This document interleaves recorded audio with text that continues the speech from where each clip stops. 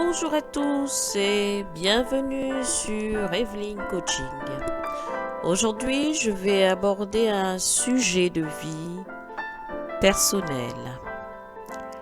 C'est un sujet qui est assez délicat. Je vais m'adresser particulièrement aux personnes qui ont décidé dans leur vie de couper toute relation avec une autre personne sans explication. Oui, cela peut arriver dans une vie où on a envie de prendre ses distances par rapport à une personne. On ne ressent plus le besoin de la fréquenter ou on ne veut plus la fréquenter parce qu'on a été heurté ou on a mal. Je m'adresse donc à ce genre de personnes qui se retrouvent dans cette situation et qui peut-être avec ce moment de coaching pourront avoir une meilleure visibilité sur ce qu'ils vivent en ce moment. En effet, couper toute relation avec une personne n'est pas anodine, ça arrive tous les jours. On est confronté à cette situation-là. Je vais tout d'abord commencer par les raisons. J'ai relevé 3 raisons que j'estime principales qui poussent une personne à couper les ponts avec une autre. La première raison, c'est je coupe les ponts parce que la personne m'a heurté, elle m'a fait mal. Elle m'a fait du mal, ou elle a eu un comportement qui m'a blessé, ou elle a eu plusieurs comportements blessants, des paroles heurtantes. Donc, tous ces éléments-là peuvent pousser une personne à couper toute relation. La deuxième raison, c'est je coupe les ponts parce qu'on n'a pas les mêmes valeurs sociales, culturelles ou intellectuelles. En effet, on peut être confronté à cette situation-là où on fréquente une personne et on s'aperçoit au bout d'un moment que cette personne ne partage pas les mêmes valeurs. Donc au niveau social, on n'a pas les mêmes objectifs, on n'a pas le même statut social, où on ne regarde pas dans la même direction au niveau culturel ou intellectuel. Et on décide petit à petit de prendre ses distances. Ça peut être une seconde raison qui pousse une personne à se séparer de l'autre. La troisième raison, c'est je coupe les ponts parce que je suis en face d'une personne toxique. Qu'est-ce qu'une personne toxique? Une personne toxique, c'est une personne qui est toujours dans ses agissements, fait mal à l'autre et peut être une personne aussi envahissante pour l'autre et qui est toujours négative ou qui a toujours des paroles négatives, qui est toujours dans la négativité.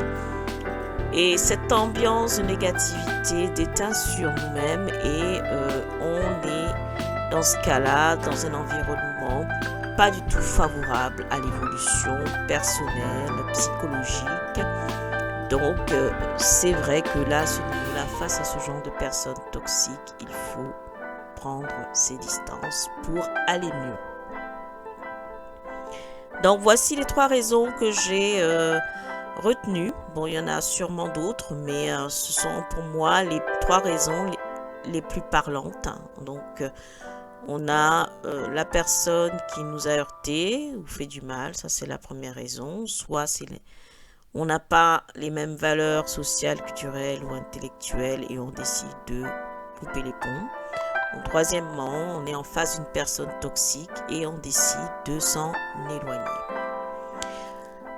Mais une fois qu'on a les raisons, effectivement, il y a bien sûr l'action. Donc on coupe les ponts. On ne veut plus avoir de contact. Mais cette action vraiment entraîne évidemment des conséquences. Alors, nous allons voir quelques conséquences. Moi, j'en ai retenu deux principales. Les conséquences, donc premièrement, on a le cas où on se sent mieux parce qu'on a coupé les ponts avec une personne qu'on ne voulait plus avoir dans sa vie. Donc on se sent mieux, on démarre une nouvelle vie sans cette personne, on est mieux dans sa peau, on est plus épanoui. Donc on se sent mieux, on n'a pas de regrets et on est sûr qu'on a fait ce que l'on devait faire. La deuxième conséquence, c'est on se sent coupable suite à cette rupture, suite à cette séparation. Donc cette séparation nous donne un sentiment de culpabilité, on est mal à l'aise, on se sent coupable d'avoir fait cela. Alors ça peut arriver souvent, chez certaines personnes de se sentir mal. Maintenant après, ce sentiment de culpabilité, si l'on ressent ce sentiment-là, c'est que ça a été fait dans des conditions vraiment où il y a eu un manque de justesse. Je m'explique. C'est qu'on a fait cette rupture, donc cette coupure avec cette personne-là, sans être juste avec elle.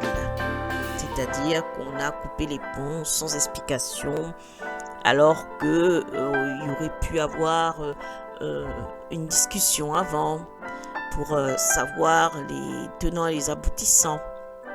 Surtout quand il s'agit d'une personne qu'on connaît depuis longtemps et on a été heurté par un comportement ou par une parole et du coup on cherche pas à savoir, on coupe les ponts.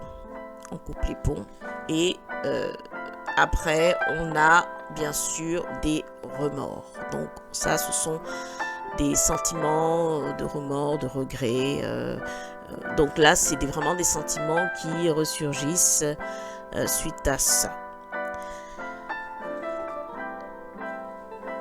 Je vais vous donner un bonus concernant les conséquences de cette rupture, de cette relation que l'on interrompt avec une personne définitivement. C'est qu'il faut faire attention. Il faut faire attention à ce genre de prise de décision parce que ça a un impact conséquent sur nous et sur notre entourage, sur notre vie de tous les jours, parce que surtout que c'est une décision qui a quand même des conséquences en termes de relations humaines et sociales. Donc, il faut vraiment prendre cette décision avec précaution, surtout lorsqu'il s'agit de sa propre famille. On ne coupe pas les ponts avec sa famille propre. Ça arrive, vous allez me dire, il y a des gens qui ont coupé les ponts avec leur papa, leur maman, leurs frères, leurs sœurs, et rien ne s'est passé derrière. Mais faites attention, on ne coupe pas totalement les ponts avec sa famille proche. Avec donc un frère, une sœur, une belle-sœur, un beau-frère, la maman, le papa, sans qu'il y ait des conséquences dans sa vie future. Dites-vous bien qu'une famille reste une famille. On ne choisit pas sa famille, mais on vit avec. Donc, on ne coupe pas définitivement les ponts avec sa proche famille. C'est vraiment une solution à mettre de côté. Il faut trouver des terrains d'entente. Il faut trouver des moyens de discuter avec afin de pouvoir trouver des sorties de crise. Parce que la famille, ça reste la famille. Donc, il faut vraiment que vous ayez en tête que on ne coupe pas les ponts définitivement avec sa famille. On peut prendre ses distances, c'est-à-dire moins se fréquenter, peut-être moins s'appeler, ou peut-être ça peut être dans ce sens-là, mais on ne coupe pas les ponts avec sa famille. Il faut vraiment faire, sauf si vous avez jamais eu de famille et que vous avez grandi dans un orphelinat, ça arrive, des cas particuliers où vous avez grandi avec une tante lointaine ou quelqu'un qui vous a recueilli, ça je peux comprendre. Ça ne vous concerne pas.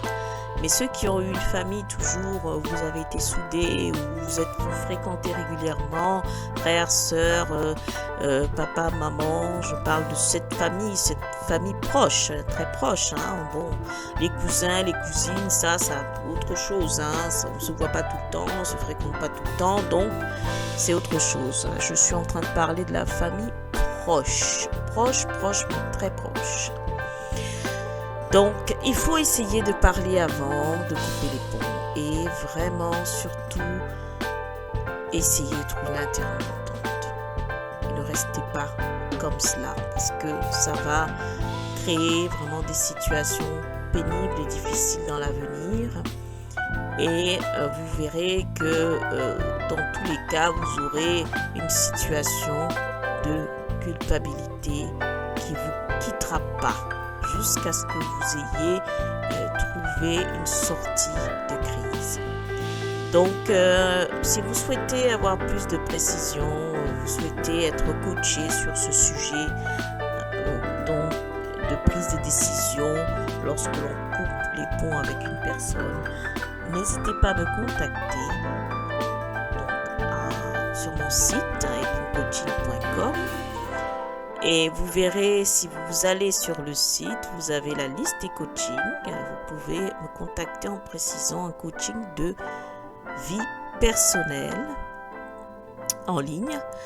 Vous m'envoyez votre demande sur santé@evincoaching.com. Je vous recontacte et on fixe une date de coaching afin de pouvoir vous aider à sortir de cette situation où vous vous trouvez. Voilà, donc je crois que tout a été exprimé de façon assez simple parce que c'est un sujet qui est quand même vaste et assez sensible. Donc voilà, vous avez quelques pistes pour avancer. Je vous remercie de m'avoir écouté. Je vous souhaite une très belle semaine, une très belle santé. À bientôt pour une prochaine vidéo. Au revoir.